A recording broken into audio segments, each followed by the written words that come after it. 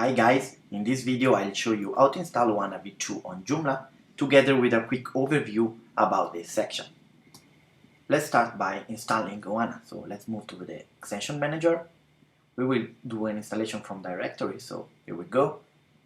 And if things go smooth, you will see a splash screen that will bring us to the dashboard.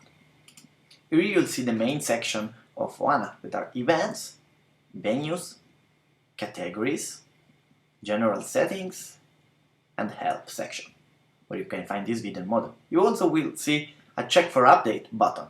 If clicked, Oana will check if it's running on the latest version, and yes it is, awesome.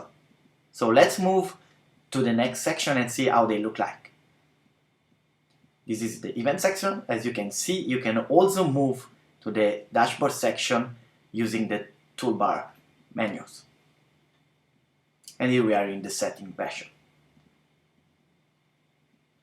You can find all the same links as quick link in the menu, so you have dashboard, events, categories, venue, settings, and helps. In the next videos we will go through into details to learn more.